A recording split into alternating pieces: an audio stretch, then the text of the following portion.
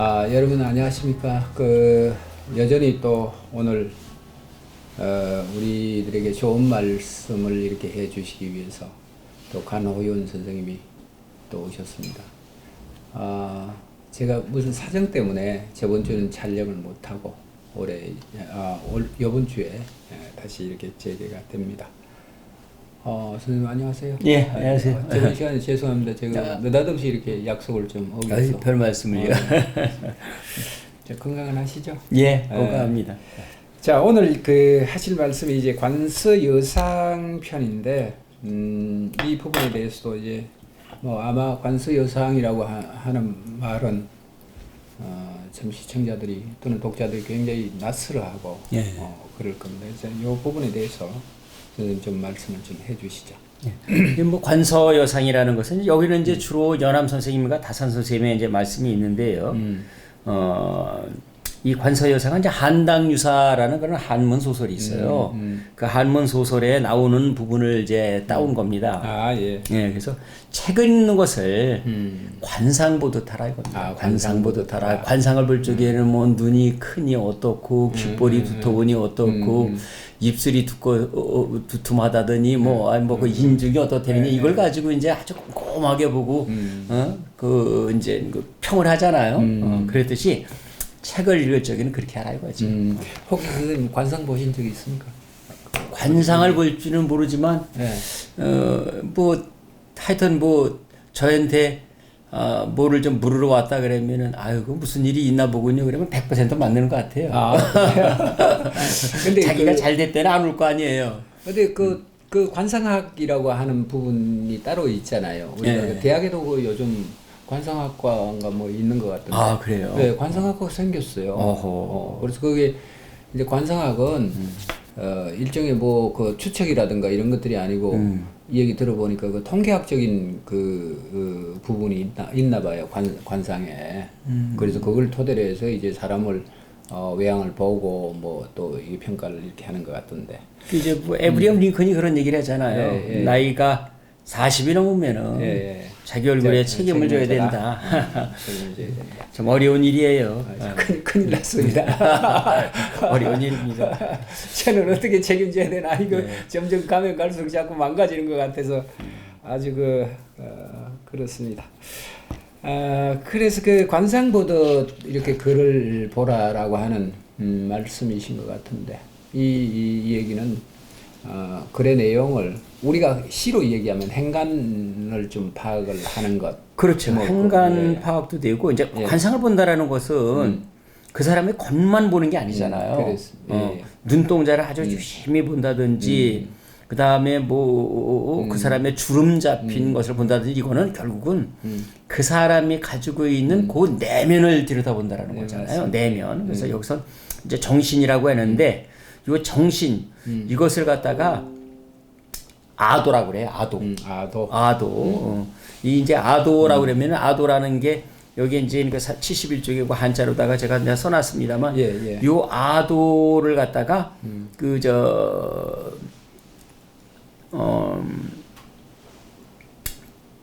아도물이라는 게 있어요. 아도물. 요거 이제 아도물이라는 게 있는데 이게 도자가 여기는 이제 조개패자인데 거기는 이제 흑토자로다 이렇게 되어 있는데 이 아도물이라고 그러면은 그거는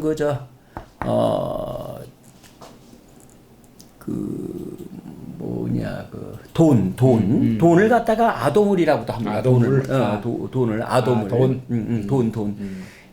그러니까 정신은 이것 하는 게 사이에 있다고 그랬는데 이것이라는 것이 돈을 갖다가 옛날에 왕연인가 하는 사람이 이까지 것 이런 식으로다가 돈을 했다고 해서 이제 그걸 아도물이라고 되는데 여기서의 아도는 이제 이것은 정신이라는 뜻입니다. 이 사람들이 정신은 이것하는 사이에 있다. 이것하는 사이에 있다. 이것하는 사이에 있던데 그 정신이 이것하는 사이에 있다라는 게 이것이 그 사람이 내면이고 그 사람의 정신인데 그게 뭔지 그거는 참 찾아내기 어려운 거죠. 뭐를 찾아내려고 그러면은 그 독자가 작자와 수많은 그런 탐색이 있어야 될 거라고 생각합니다. 그래서 우리가 흔히 이제 예를 들어서 작가의 그 작품 세계를 이렇게 알기 위해서는 그 작가가 살았던 유년 시절에 살았던 생가를 가본다든가 아니면 그 작품 배경을 우리가 다녀본다든가 뭐 이렇게 해서 그 작가가 표현하고 있는 그 작품의 내재성이죠. 그런 것들을 이렇게 알아보는 것. 이것과도 그 결부가 된다고 우리가 좀 생각을 해도 되겠습니까? 아, 그럼요. 네. 전체적으로다가 봐야지 그 사람을 조명할 수 있는 거죠. 어떤 하나만 가지고는 절대 그 사람을 조명할 수가 없잖아요. 그래서 공자가 이제 그 애공이라는 사람에게 어떻게 그 공부를 해야 되는 거냐. 이제 여기서 학문이라는 말이 나오는데 박학하게 알아. 일단 박학하게 널리 배워라. 널리 배워. 그 신문 자세하게 물어봐라. 자세하게 물어라. 여기서 나온 말이 이제 학문이거든요. 널리 배우고 자세히 묻고 신문 자세하게 물어라. 여기서 나온 게 이제 학문인데 우리는 이제 학문도 되지가 않아요. 자세히 묻질 않는다는 말이에요. 묻지 않으니까 여기서 또 끌어지는 거고. 그다음에 물으면 혼나니까요. 물으면 아파서 안 물어보는 건지 하여튼. 그다음에 이제 신사. 아주 좀 신중하게 좀 생각을 해라. 신중하게 좀 생각해라. 신중하게 생각을 하고. 그다음에 명별 아주 분명하게 변론해라. 이거는 이거, 저거는 저거라고 분명히 변론을 해라. 그리고는 이제 맨 마지막에 독행을 해라. 돈독하게 돈독하게 아주 깊이 있게 좀 그것을 행동을 하라. 이게 이제 박학 그 신문 신사 명변이라는 것은 어떤 이제 지의 세계라고 그러면은 사실은요 이 독행이라는 건 행동의 세계잖아요. 그러니까 지의 세계에 머무르지 말고 그것을 갖다 네가 배웠으면은 그것을 행동으로 옮겨라. 이것이 이제 어떻게 보면은 우리가 배운다라는 것. 그런데 우리가는 지금 그러지 않는단 말이에요. 이것이 이루어지지가 않으니까 책을 읽어도 읽은 둥 만둥. 읽은 놈이나 안 놈이나 안 읽은 놈이나 거기서 거기가 이제 된다는 말이죠. 그렇군. 자, 지금 관서여상에 대해서 이제 말씀을 계속 이어가시는데 우리가 한당유사라고 하는 부분들이 여기 좀 인용이 돼 있습니다. 그죠? 지금까지 이제 말씀을 이렇게 해주셨는데 조금 더 이게 이 책은 어떤 배경을 가지고 이렇게 박태석이라고 하는 선생님이 이렇게 썼을까요? 글쎄 뭐 이제 18살쯤에 이제 썼는데 이제 작품 속에서 이제 다루는 세계는 뭐 이제 고소설이기 때문에 뭐 크게 거기서 사실은 뭐 얻을 것은 없습니다. 근데 그 서가 제가 볼 적에는 그 서가 너무나 재밌어서 써놓고 그 한당유사의 내용은 뭐 내용도 길고래기 때문에 여기서 좀 언급하기가 조금 좀 어렵습니다. 그래서 저는 좀 그 한당유사 뭐 아주 재밌는 글인 것 같다라는 우선 제 느낌입니다. 그래서 자 우리가 이제 다시 초안지 비슷하다고 생각을 했는데요. 그런가요? 그와 같은 그 유사한 그 일종의 소설이군요. 아니 소설이에요. 그렇군요. 우리가 삼국유사 뭐 이렇게 얘기하는 좀 한당유사다. 그래가지고 그런 유사는 아니고요. 저는 소설을 그것과 이렇게 연결을 소설 얘기입니다. 해서 생각을 좀 했습니다. 자 그렇습니다. 그래서 여기에 뭐 여러 대상들이 이렇게 나옵니다. 이 글 속에는. 그다음에 예남이 또 말씀하시는 것도 나오고 또 다산 선생님 또 말씀하시는 게 여기 이 책에 이 내용에 또 나오더라고요. 그래서 이제 70쪽부터 조금 좀 봤으면 좋겠는데 이제 관상을 본다라는 것은 어떻게 보면 책을 보지인데 무슨 뭐 관상 얘기가 나오느냐 그러듯이 책은 책만 봐가지고 되는 게 아니거든요. 그래서 이 앞에다가 이제 시, 서, 화라는 것을 이제 놓았는데 그림을 보는 것도 책 읽기와 똑같고 시를 읽는 것도 책 읽기와 똑같고 그렇다라는 거죠. 그래서 그림을 알지 못하면은 글도 알지 못하고 그림을 소리 없는 시로다가 이해를 해라. 또 시는 소리가 있는 그림이다. 반대로다가 이제는 시는 또 소리가 있는 그림으로다가 해라. 그렇기 때문에 그렇게 된다 그러면은 관상은 보는 것이 아니라 어쩌면 읽는 것인지도 모르는 거죠. 사람의 얼굴을 그려놓은 것을 보고 그 속에서 뭔가를 읽어내 봐라. 그러니까 뭐 독법이라는 게 책만 읽는 것이 아니라 지금 이제 독론하는 거잖아요. 예, 예. 이 세상 모든 것이 다 따지고 본다 그러면 본다는 것 자체가 읽는다라는 것이죠. 예. 마음을 읽어라. 뭐 그렇죠. 또 거기에 해당이 되겠죠. 예. 그렇습니다. 어차피 작자는 마음을 가지고 그림을 그려놓은 것이고 작자는 마음을 가지고 글을 써놓은 것이니까 눈으로 보고 그것을 써놓은 글이나 그림을 눈으로 보고 마음으로 이해를 또 해야 되잖아요. 예. 그랬군요. 참 이런 것을 보면 우리가 현대 뭐 글짓기라든가 뭐 우리 시창작이라든가 이런 것들을 우리가 또 배웁니다. 실질적으로 대학에서도 배우기도 하고요. 그것을 이것을 생각하면 우리 선조들이 익히 뭐 우리는 지금 배우는 것이 서구 문학에 대한 토대죠. 예. 작법이죠. 이런 것들을 가지고 이제 공부를 하고 있는데 우리 선조들이 이미 그런 부분들을 다 거쳐갔군. 아유 그럼요. 책 읽는 것에서는 무슨 뭐 우리 선조들을 따라가기가 사실 어렵죠. 지금 사람들은. 맞습니다. 예. 비가 올 적에 책을 읽고 또 겨울에 긴 밤에 책을 읽고 이래는 거 있지 않습니까? 그런 것들.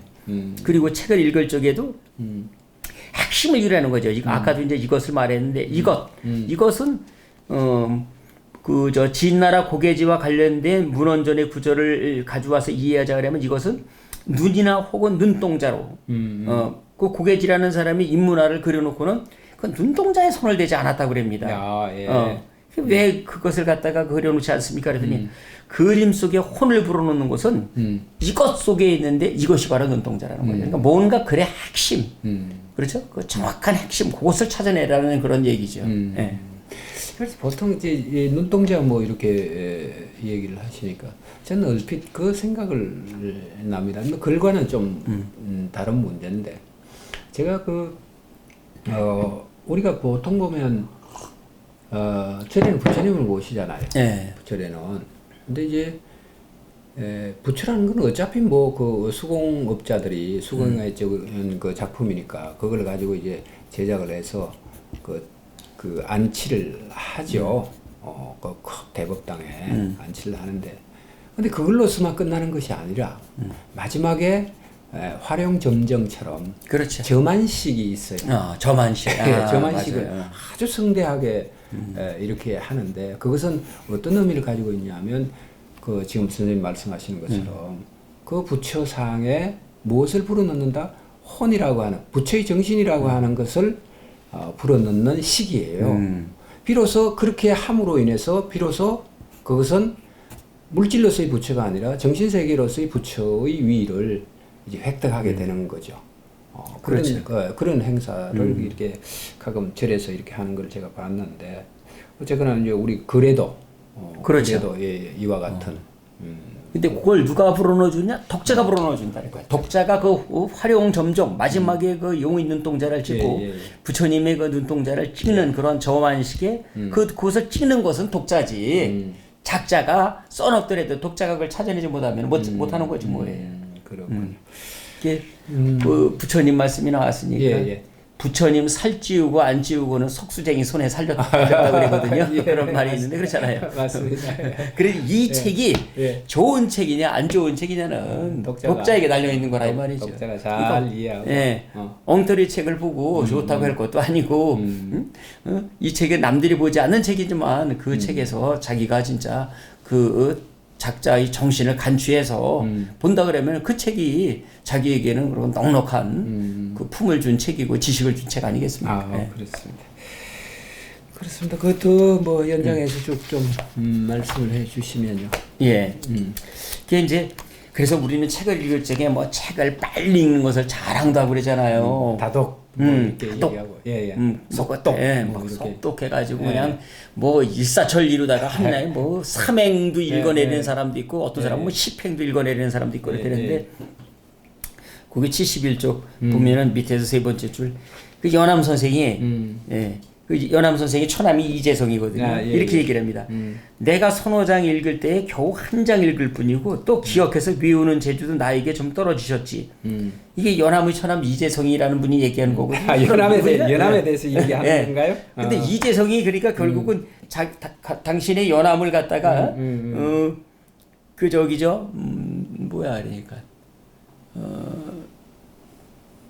누이 그 매형이죠 매형 예, 매형인 연암 그리고 그냥 이재성이 자기는 이름도 없잖아요. 예. 그런데 이 연암 선생은 참 조선에 지금 아주 대단한 그러한 그 글 쓰는 분인데 이런 식으로다가 이게 좀 약간 내리 뭉기는 듯한 얘기를 하잖아요. 아마 질투를 좀 하셨나 봐요. 근데 실상적으로 다 연암 선생이 이렇게 책을 빨리 읽거나 그러진 않으셨던 듯해요. 여러 군데를 보더라도. 근데 그것은 그 뒤에 이제 말에 나와요. 이재성이 이런 얘기를 합니다. 그러나 위아래 헤어리거나 장단을 견줄 때는 마치 엄격한 관리가 옥사를 처결할 때 아무리 사소한 일도 따지는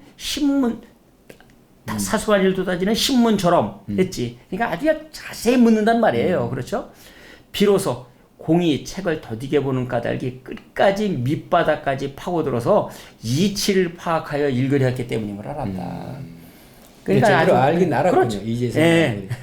알긴 알았죠. 그러니까 박학 신문이죠. 아주 그냥 자세하게 물어본 겁니다. 이게 왜 그렇지? 이게 왜 그렇지? 그러니까 그가 책을 갖다가 더디 읽은 거지. 그냥 수박 겉핥기 모양으로 책을 읽은 것은 아니라 이 말이죠. 이런 게 바로 관서여상 독서법이라는 거죠. 그렇군요. 그 밑에도 또 제가 그렇죠. 이거 한번 볼게요. 문장은 참으로 이와 같아서 한 겹 벗기면 또 한 겹으로 가려져서 마치 팥뿌리 벗기기 같아서 벗기면 벗길수록 잊게 됩니다. 이렇게 얘기하는데 요즘 얼핏 제가 생각나는 거예요. 요즘 많은 비판에 직면하는 그런 사람들을 우리는 까도 양파 같은 사람이다. 뭐 이런 얘기 하잖아요. 그 속을 알 수가 없다. 그렇죠. 그런 것처럼 글이란 것은 이와 같이 깊이가 있게 우리가 가려서 읽어야 된다. 그런 뜻인 것 같습니다. 예. 그러니까 자기가 읽었다고 읽은 게 아니죠. 저도 그때 한번 말씀드렸지만은 연암 선생을 한 참 20-30년 공부하고 책을 내려고 했는데 그 개를 키우지 말아라는 것에서 제가 완전히 바뀌었다고 그랬었잖아요. 혹시 기억나실지 모르겠는데요.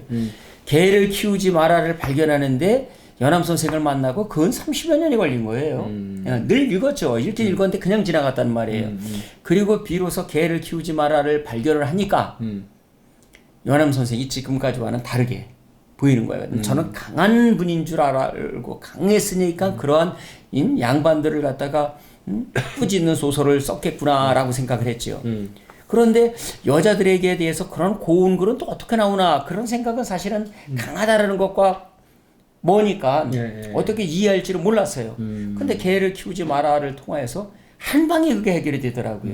개를 키우지 마라는 거는 그 개에게 정을 주잖아요. 그 당시에는 이제 식용을 하니까 잡아 먹는단 말이에요. 그럼 정을 띄어야 된단 말이에요. 오히려 그러한 그 아주 개를 사랑하는 그러한 마음 그게 있었으니 서민들이 보인 거지 뭐예요. 그렇잖아요. 개한테도 정을 주는 분이 어떻게 사람들한테 정을 안 주겠어요. 맞습니다. 그러니까 그 사람들이 어렵게 사는 것이 보이고 또 여인들도 보이고 그래서 그런 글을 썼구나. 이 열하일기에서도 뭐 천리장성, 만리장성 그것이 대단한 게 아니라 유리창이 대단한 게 아니라 연암 선생은 그 중국에 가서도 그 깨어진 기와조각, 그 다음에 똥더미. 왜냐면 똥더미 같은 거는 우리에게 퇴비를 주고 깨어진 기와조각 같은 거는 압력 같은 거를 갖다 바르면 단단하단 말이에요. 어떤 실용적인 것. 이거를 찾아낼 수 있었던 것이죠. 그게 개를 키우지 마라 한 문장을 가지고 완전히 연암이라는 분을 보는 시각이 180도로 달라지더라고요. 진짜. 그렇군요. 그래서 우리가 밑에도 보니까 뭐 팥뿌리 벗기기 같다. 낙하생문집 뭐 이렇게 해서 얘기를 하셨고. 그래서 이제 여박총두라고 그러는 거예요. 여박총두. 팥뿌리를 갖다가 이제 벗기는 것 같다. 또 다산 선생은 그 밑에 또 충체 판석이라고 그랬어요. 충체라는 건. 충체 판석. 충체 판석은 충체는 중국집에서 음식이 차례로 나오듯이 중국집에서 가면은 음식을 이렇게 하면은 조금씩 이렇게 나오잖아요. 그거를 갖다가 이제 그걸 무슨 음식이라 그러지? 하여튼 요리집 같은데 우리로 얘기하면 코너 음식을 갖다 먹을 적에 이제 그런 게 있잖아요. 이게 그런 차근차근한 단계고 판석은 판단을 하여서 분석한다는 뜻이거든요. 그러니까 단계별로 차곡차곡 판단하고 분석하라는 거죠. 이게 지금 이제 계속해서 보는 방법이라는 말이에요, 책을요. 우리가 이건 뭐 맞는 얘기인지는 모르겠습니다만은 어떻게 들으면 굉장히 좀 끔찍한 얘기일 수도 있어요. 근데 우리가 그 의료진들이요, 그 아이들이 뭐라고 합니까? 실습한다고 그러나요? 네. 사람 신체를 가지고 이렇게 실습을 하는 그 과정에서 우리가 피부 조직이라든가 이런 것들을 연구하기 위해서 아주 얇게 이렇게 점여서 얇게 점여서 하나하나 그걸 현미경으로 다시 이렇게 분석하고 보고 분석하고 이렇게 한다 그래요. 우리 피부가 이렇게 그냥 이렇게 있는 것 같지만 여러 층으로 이렇게 돼 있잖아요. 피부도. 그러니까 이제 피하청, 글로 얘기하면 심청, 이런 것들이 다 나눠져 있겠죠. 그걸 조사하기 위해서는, 알기 위해서는 아주 이렇게 잘라서, 세밀하게 그걸 분석하고 공부를 한다 그래요. 마찬가지로 이제 여기서도 판석이라고, 청체 판석이라는 것도 문장을 이렇게 하나하나 점여서 자세히 이렇게 살펴보는 그런 행위가 아닌가. 노잣돈 열단량이라는 말이 있거든요. 노잣돈 열단량. 대충 그냥 무조건 열단량이라는 거지요. 노잣돈이 한 10단량 정도 됐었나 보죠. 그러니까 무조건 그냥 그렇다고만 생각을 하는데 그렇게 보지를 말고 자세히 이제 보는 거죠. 그 다산 선생이 거기 이제 충체 판석법을 적어놨는데 301쪽에 보면은요. 중수만일암기라는 건데 그거를 보면은 그 충체 분석법으로다가 자기가 써놓은 거를 볼 수가 있습니다. 누에고치 열흘 만에 집을 버리고 제비는 6달 만에 집을 버리고 까치는 1년 만에 집을 버린다. 그 집 지을 때 누에는 창자에서 실을 뽑아내고 제비는 침을 뱉어서 진흙을 만들고 까치는 시금과 풀과 볏짚 물어오느라 입 헐고 꼬리 빠져도 피곤한 줄 모른다. 이것을 보는 사람들은 그들의 지혜를 낮게 생각하고 그 삶을 애석하게 여긴다. 인간의 붉고 푸른 정자와 누각도 잠깐 사이에 먼지가 되어버리니 인간들 집 짓기도 이 미물들과 다름이 없다. 그러니까 누에꽃이 제비집, 까치집 사람들 지혜로다 그리 차근차근 지금 나아가고 있잖아요. 이런 글을 갖다 그냥 후다닥 본다 그러면 되지 않지 뭐예요. 맞습니다. 아주 재밌는 글이군요. 이런 것들을 우리가 시간 단위로 이렇게 좀 생각하면 아마 누에고치는 누에가 어느 정도 사나요? 100일 정도 사나요? 누에가? 글쎄, 그건 저도 잘 모르겠습니다. 누에를 보통 친다고 얘기를 하는 걸 제가 어릴 때 들었는데 한 100일 살면 누에 일생이 100일이죠. 그렇게 되겠죠. 그 다음에 까치 일생이 한 4, 5년 되나요? 4, 5년, 세들 이렇게 될 테고. 근데 과정에서 이렇게 보면 누에도 코치를 만들기 위해서 일평생을 비록 100일 정도지만 일평생을 헌신하는 거잖아요. 그렇죠. 헌신하는 거잖아요. 근데 이제 까치도 한 4, 5년 헌신하는 거고. 그 측면에서 보면 인간은 거기에 비해서 이제 시간적인 여유가 한 6, 70년 이렇게 되니까 생이 되니까 그런 차원에서 이렇게 보면 저 미물들이 짓는 집이라든가 그런 것들이 참 하찮게 보인다. 그렇죠. 하찮게 보인다. 이제 이런 시각인데 공통적으로 이제 여기서 이제 선생님이 말씀하시는 게 그것을 인간의 위주로만 보는 것이 아니라 예를 들어서 누의 입장에서 이렇게 보면 누의 입장에도 우리가 사는 70년처럼 그네들은 100일이지만 그 100일이 우리와 사는 70년과 별반 다르지 않는 거잖아요. 그렇죠. 네, 별반 다르지 않는 거잖아요. 베르나라 베르베르가 개미 하나를 써가지고 세계적인 그런 비스트셀러 작가가 됐잖아요. 그러니까 그것도 따지고 보면 충체 판석법이죠. 그게 조금 더 나오는 게 302쪽이에요. 여유 단계에서도 또 충체 판석법이 나오는데 한번 보지요. 자기가 하고 싶지 않으나 부득이해야 하는 일을 그만둬서는 안 될 일이요. 부득이해야 할 일은 그만둬서는 안 되죠. 자기는 하고 싶으나 남이 모르게 하고 싶어서 하지 않는 일은 그만둬야 하는 일이란 말이죠. 자기는 하고 싶지만은 남이 모르게 하고 싶어서 하지 않는 일은 그만둬야 하는 일이요. 그만둬서 안 될 일은 언제나 하지만 자기가 하고 싶지 않아 때로 또 그만둔다. 그만둬야 하는 일은 언제나 하지만 남이 모르게 하고 싶어서 또한 때로는 그만둔다.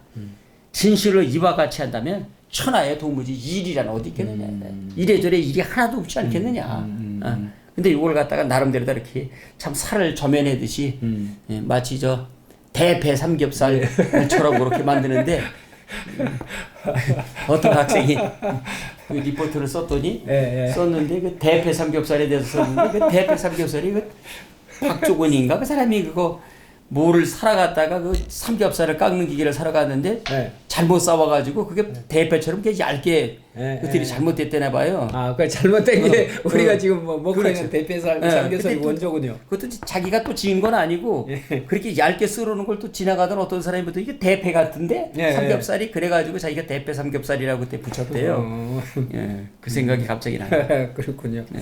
그렇게 하고 또 여기 또 이어서 그다음에 이제 거기에 그 이가완 선생의 말도 아주 재미가 있어요. 이가완 선생의 말은 그 설경지서라는 데 이제 적혀 있는데 301쪽이에요. 시는 신령스러운 물건이라. 여기서 뭐 글이라고 해도 되죠. 글자 쌓아서 구가 되고 구를 쌓아서 장을 만든다. 장과 구가 아니라면 소위 글은 이루어지지 않는다. 그러나 글이 된 까닭은 항상 그 장과 구의 밖에 있다. 작가 스스로도 혹 알지 못하는 것을 독서자가 일을 한다. 그러니까 글을 써 놓았지만은 글을 써 놓은 바깥에 무언가가 있다라는 거예요. 그거는 작가 스스로도 혹 알지 못하는 것을 독서자가 일을 알 수도 있다. 우리가 이제 흔히 보면 시라든가 뭐 소설이라든가 비평가들이 이제 작가 스스로 또는 시인 스스로가 이게 자기 작품을 썼지만 이제 비평문 같은 거 이렇게 보면 비평글들 이렇게 보면 미처 그 시인이 생각하지 못한 세계에 대해서도 비평가들은 그걸 끄집어내서 거론하거나 이 얘기를 해준다고. 그런 게 있죠. 그래서 그럴 때는 깜짝깜짝 이렇게 참 이 일이 가지고 있는 이 해안이 참 대단하구나. 이런 생각을 하기도 하죠. 그래서 왜 그 저기 판소리도 규명장이 있잖아요. 규명장. 자기가 부르지는 못하지만, 그러니까 책을 자기가 쓰지는 못하지만 책을 읽는 것은 아주 도사급인 사람들이 있단 말이에요. 고급 독자들. 맞습니다. 그러니까 그런 분들 이제 눈 밝은 독자들이라고 그러죠. 눈 밝은 독자들. 그렇군요. 저번에 그때 뭐가 찾아보니까. 도감포수 마누라 오줌찜작이라는 말도 있더라고요. 그래서 내가 책에다가 좀 써가지고 도감포수, 도감포수가 이제 뭐 포도청에 있는 그런 사람 같은데 그 오줌찜작이라 그 오줌찜작을 갖다가 그 오줌을 갖다가 얼마를 넣는지 알게 뭡니까? 그렇게 그냥 아무렇게나 짐작을 하면 안 된다 이거죠. 어림 짐작하는 것을 도감포수 마누라 오줌찜작이라 그러던데 대충 짐작하는 거라고 그러더라고요. 그렇군요. 그래서 여기 이제 저 299쪽에 그 독화법이라는 게 있지 않습니까? 이제 그림을 실어놨는데 이 그림이 바닷가재가 있는 정물이거든요. 페르난도 보테르라는 사람이 지었는데 거기 바닷가재가 있어요. 그러면 이 바닷가재를 왜 그려놨느냐? 이게 식욕을 돋구는 그림이란 말이에요. 그런데 이게 바닷가재가 있어서 식욕을 돋구는 게 아니라 이게 17세기 유럽인들에게 묻는다 그러면은 이게 불성실, 표리부동 그렇게 이제 읽었답니다. 옛날에는. 왜냐면 가재와 개, 특히 개가 옆으로다가 기어다니는 데서 차간에서 어디로 흘러갈지 모른다고 해서 가재나 개 같은 걸 불성실하고 표리부동이라고 그랬대요. 그런데 이제 이러한 그 이런 걸 갑무순류라고 그랬죠? 갑각류.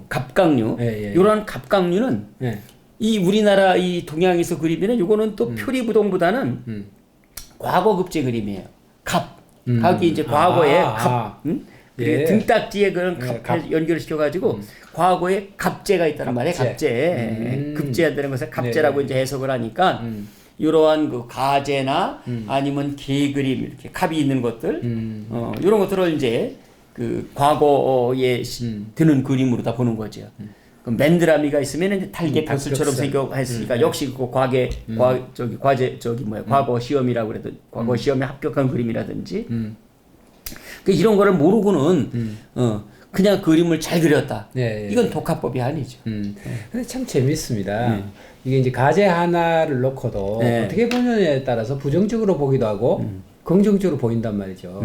똑같은 과제인데 서양에서는 그것을 예를 들어 개가 옆으로 걷는 것 그런 그렇죠. 것들에 대해서 부정성을 가지고 있고 우리 입장에서는 그 등딱지가 딱딱한 것에 대한 값 그러니까 뭐 아까도 말씀하신 것처럼 갑제, 그렇죠. 가급제 이런 쪽으로 이게 해석을 하는. 그것만도 또 아니고요. 예, 그거 한번 또 보세요. 300쪽에 단원 선생의 해탐 도화도가 있어요.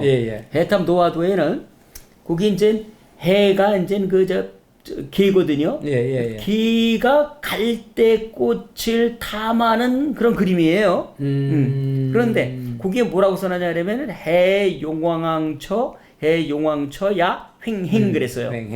바다 용왕이 있는 곳에서도 옆으로 당당히 걷는다 이겁니다. 이 개는 용왕 앞에서도 옆으로 걷는 아주 당당함. 그래서 이제 개를 또 우리 동양에서는 횡행개사라고도 그래요. 횡행개사.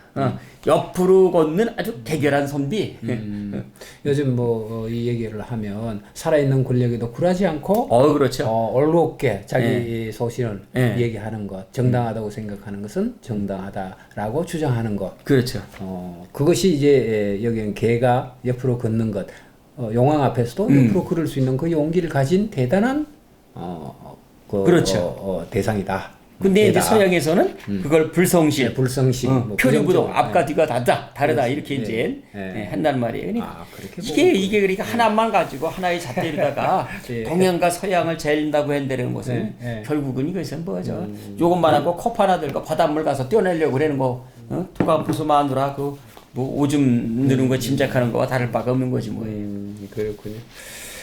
지금 문도 이제 그 생각이 납니다. 비어령 연령 비어령입니까? 뭐 이걸 코걸이 귀에 걸면 귀걸이 이렇게 얘기를 하는데 우리가 뭐 어떤 용도로 그것을 바라보고 있는가, 어떤 시각으로 바라보고 있는가에 따라서 대상에 대한 의미는 이렇게 바뀌게 그렇죠. 됩니다. 그러니까 진짜 아까 이제 제가 말씀드린 공자님께서 말씀하신 박학. 빨리 배우라는 거예요. 좁게 배우면 안 된다는 거죠. 그러니까 젊었을 적에는 학문을 넓게 배워야 돼요. 그러면서 점점 좁혀 들어가면 사실 이제 그게 맞는단 말이에요. 우리 대학에서도 맞습니다. 대학교 4학년 때는 넓게 배우잖아요. 140학점이나 그리고 이제 석사 과정 가면은 논문이 좁혀지잖아요. 박사는 더 들어가가지고 천층 박사니, 회층 박사니 이제 이런 게 이제 되는 거지 않습니까? 그러니까 공부는 이제 그렇게 해야지 되는 건데 그게 이제 잘 안 되는 것이죠. 그렇군요. 자, 여기에 이제 오늘 우리가 관상이라고 하는 것을 중심으로 해서 이 얘기를 지금 끌어가고 있는데 또 이제 그 재미있는 얘기가 그 이제 누파하고 다산 선생하고의 대화가 있습니다. 이것도 한번 좀 보죠. 그 이제 아마 이제 강진우다가 이제 다산 선생이 유배를 가니까 그 밥집 노파가 물었나 봐요. 그리고 이 밥집 노파가 사실은 이제 맨 처음에 유배를 갔던 다산 선생을 먹여주고 재워주고 어떤 면에 입혀주까지 준 그런 분이에요. 이 양반이 이제 머물 데가 없으니까 누가 머물게 합니까? 그렇다고 해서 감옥에 집어넣는 것도 아니란 말이에요. 그때 유배가요. 감옥에 집어넣는 것도 아니고 유배도 자기 돈으로 가서 자기가 살아야 돼요. 아, 그래요? 네. 거기는 저는 우리가 유배를 가게 되면 완전히 외부와 차단돼 버리고 혼자 뭐 옷도 의복은 뭐 가족이 있으니까 이제 보내주겠죠. 근데 식사는 해결을 못 할 거 아니에요. 그렇죠. 자기 자신이 이제 해야 되는데. 그럼요. 그것을 나라에서 해주지 않고 자기 스스로가 이렇게 해결을 해야 되나요? 그렇죠. 그 강진으로 유배 가려면은 강진에 있는 사또는 와가지고 얘가 잘 있느냐 그것만 살펴보는 거예요. 요즘 감옥 가면 밥 주잖아요. 그때 밥 안 줬던 것 같아요. 아, 그래요? 위리 안치라고 해가지고 위타리 밖으로다가 여기 나오지 못하게 하는 것도 있잖아요. 그러니까 돈이 있어야지 옛날에 유배를 갔던 것 같아요. 나오지 못하면은 아무것도 없는데 빌어먹지도 못하고 어떡합니까? 밥도 안 줬군요. 옛날에는. 그렇죠. 근데 이 양반도 이제 그런 거예요. 예, 예. 근데 그 노파가 걷어준 거야. 맨 처음에 이제 이 다산 선생이 내려온다니까 아유 저기 나라에 죄 짓고 오는 사람을 갖다 누가 받아줍니까? 안 받아줬지. 그래서 이제 이 노파가 주막집 노파가 받아줘서 거기에서 이제 애들 가르치고 밥을 먹고 이렇게 살게 해서 이제 거기서 비로소 이제 그 이제 유배 생활이 이제 시작이 됐던 거죠. 그래서 점점 점차 이제 거기서 이제 안정된 삶을 이제 어떻게 보면 살아간 거죠. 감옥서 산 게 아니니까요. 근데 그 노파가 물은 거예요. 예, 예. 그 성인들께서도 말씀하시기를 아버지 그 당시는 이제 아버지는 중하게 여기고 어머니는 가볍게 여기잖아요. 근데 남존여비라는 게 있으니까 왜 그러냐라고 이제 물어본 거죠. 지금은 이제 이런 것을 갖다가 이제 물을 수도 없고 뭐 이거 잘못된 거지만은요. 당시만 해도 충분히 물어볼 수 있단 말이에요. 네. 성씨도 아버지를 왜 따르고 복도 아버지는 3년상을 입는데 어머니는 낮추며 그 아비 족속은 일가를 이루면서도 어미 쪽은 왜 본척도 안 해느냐 그렇잖아요. 대우를 안 해주냐. 친정은 외가는 대접도 안 해주고 너무 지나친 게 아니냐 이거 왜 이러느냐 그렇게 이제 물었는데 거기 이제 다산 선생이 답하는 거 한번 보세요. 예, 예, 예. 그럼 뭐 그냥 뻔한 답을 하신단 말이에요. 아이고 아버지께도 나를 낳으셔서 그 옛날 책에도 아버지는 자기를 낳아준 시초라고 했잖소. 어머니는 은혜가 비록 깊지만 하늘이 만물을 낸 큰 은혜가 더 무겁지 않소. 그러니까 이게 뭐야 이게 응? 부생 모육 아니에요. 아버지 날 낳으시고 어머니 날 기르셨는데 그 사자 소하게 나오는 거 그대로 풀어 말한 거지. 예, 예, 예. 그랬더니 노파가 그 말을 딱 듣고는 이제 싱긋이 웃으면서 얘기했겠죠. 아유, 말씀이 미흡합니다. 풀과 나무에 비교하면 아버지는 씨요. 그 비교를 하잖아요. 예, 예. 막 비유를 끌어다가 얘기를 하는 겁니다. 어머니는 흙이지요. 씨를 땅에 뿌리는 일이야 지극히 보잘것없지만은 흙이 길러내는 공은 아주 큽니다. 이건 이제 언뜻 그 이제 흙이 이제 어머니를 갖다가 좀 뭐 대단히 여기는 것 같이 이제 얘기를 합니다. 그런데 밤톨이 밤나무가 되고 벼 씨앗이 벼가 되도록 그 몸 온전하게 만들면 모두 흙의 기운이죠. 그렇죠? 흙의 기운이 밤나무가 되게 하고 벼의 씨앗이 되게 합니다. 여기까지는 굉장히 이제 어머니에 대한 그런 남자보다 여자가 우월하다는 걸 얘기해 주는데 그러나 그러나 역접사를 조심해야 돼. 우리나라 사람들은 이제 그러나 결국 나무나 풀 종류는 모두 씨를 따라서 나누게 됩니다. 아무리 흙이 잘 길러내봤자 벼가 나무가 되지 않고 나무가 벼가 되지 않는다라는 거지. 나무나 풀 종류는 모두 씨를 따라서 나뉩니다. 옛 성인들이 이러한 것은 이 때문일 겁니다. 그래가지고 그 씨를 준 것이 남자라고 생각을 한다 이 말이죠. 그러니까 당연히 그 씨가 중요한 거 아니냐. 그래가지고 얘기를 하니까 다산 선생이 그 천하의 천지간 지극히 정밀하고 지극히 미묘한 이치가 바로 파파는 도파에게 나올 줄이야 누가 알았겠는가. 우리는 흔히 이제 뭐 요즘 애들 키우면서도 아버지가 좋냐 뭐 먼저냐 뭐 어머니가 먼저냐 이런 얘기를 좀 농담 비슷하게 이렇게 하기도 하잖아요. 네. 좋냐 뭐 이렇게 얘기를 하는데 이 노파는 우리가 이제 그런 생각을 한때는 가졌습니다. 아버지가 중하다. 뭐 그래서 아버지 중심 사회가 이제 또 그런 사회를 형성하고 있었고요. 그래서 씨가 중요하지 뭐 밭이 뭐 그렇게 중요하냐 뭐 이런 그 남성 우월론적인 그 시각에 이렇게 있었습니다. 근데 이제 이 노파께서 말씀하시는 게 그렇게 생각할 수도 있지만 그 씨앗을 길러내는 것은 결국 땅이고 이런 것들이 아니냐. 결국 이 노파가 하는 얘기는 땅도 중요하고 시도 중요하다. 뭐 그럴 수도 있죠. 그런 이치가 아니겠는가. 뭐 이런 생각을 하고. 그런데 예. 어찌됐건 남자를 그렇게 여기는 이유는 어찌됐건 그 씨에 따라 가지고 풀이 됐던 억새가 됐던 뭐가 됐나 이제 이렇게 이제 얘기를 하는 것이죠. 그렇군요. 근데 그거를 듣고는 얘기하는 예, 다산 선생의 말이 더 그렇잖아요. 예. 천지간의 지극히 정밀하고 지극히 미묘한 이치가 바로 파파는 노파에게서 나올 줄 내가 어찌 알았겠느냐. 이게 배우는 자세잖아요. 예, 맞습니다. 이런 자세를 가지고 우리가 공부를 한다 그러면은 어찌 그 사람의 삶이 변하지 않겠습니까? 얼마든지 변하게 되죠. 그렇고. 우리 뭐 조금 안다라고 하면 일방적으로 무조건 뭐 내 얘기는 따르라. 아유, 내 아주 잘못된 거죠. 뭐 이런 쪽으로 얘기를 하는데 다선 선생님 같은 경우는 그 밥 짓는 노파이 얘기에도 귀를 기울이고 그렇죠. 거기서 내가 알고 있었던 것과 또 다른 의견이 있다고 하더라도 그것을 경청하고 아하 그 이치를 깨닫는 바로 깨닫고 정정하는 자기의 생각을 또 정정하는 그렇죠. 이런 그 넓은 협량을 갖고 계셨고 다른 거죠. 저 사람하고 나하고 다른 것은 다름으로 인정해 줘야 되는데 우리는 지금 다른 것을 틀리다고 이해를 한단 말이에요. 다른 것하고 틀리다고 하는 거는 잘못된 건데 그렇잖아요. 그것은 다른 거하고 틀린 것은 완전히 다른 거잖아요. 그렇죠. 근데 내 의견과 다르다고 어떻게 해서 그 사람을 틀리다고 그러냐는 말이에요. 맞습니다. 군자는 화이부동하고 공자께서는 군자는 화이부동, 화는 화합이니까 이제 여러 개가 합해진단 말이야. 안경, 뭐 컵 이거 전부 다 예, 다른 것끼리 합해야 되고. 그러나 한 가지가 되지는 않는다는 거죠. 화이부동하고 부동 한 가지가 되지는 않는다. 소위는 동이불화라는 겁니다. 한 가지는 되지만은 띠로 그냥 같이 뭉쳐 다니고 그러기는 하지만은 그것을 화합하지는 못한다. 각자 한 사람 한 사람의 의견이라든지 각자 하나하나의 사물을 그 사물 자체를 봐주지는 못한다라는 거예요. 네. 자, 이 외에도 뭐 좋은 말씀이 참 이 책 속에는 많습니다. 여기 이렇게 보면 아까도 잠시 언급을 하셨지만 금수회의록이라고 하는 소설도 있고요.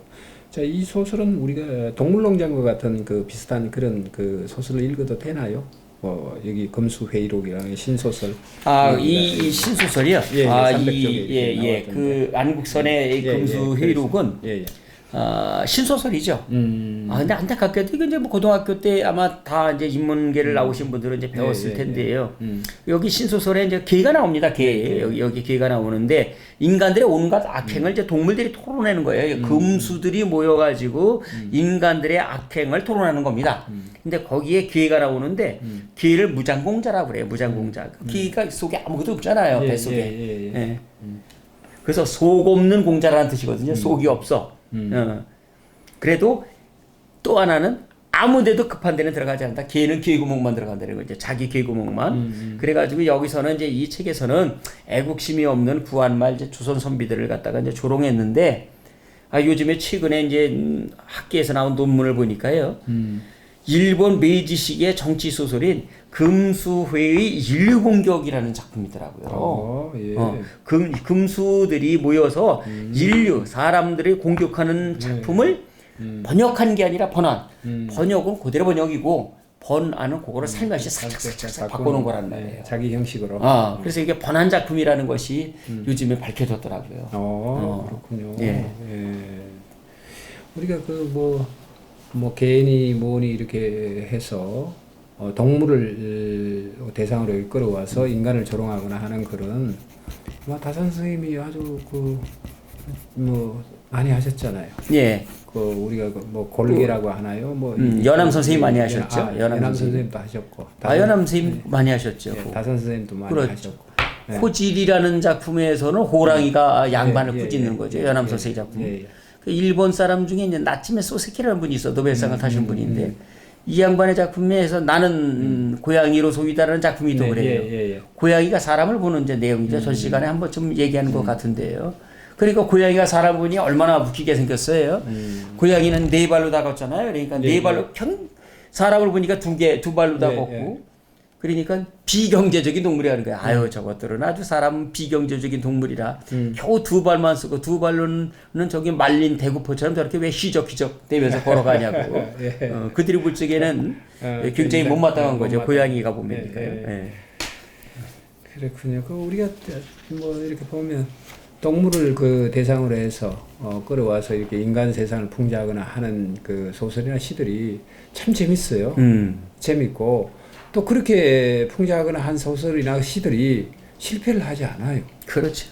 실패를 하지 않습니다. 참 특이해요. 그런 것들이.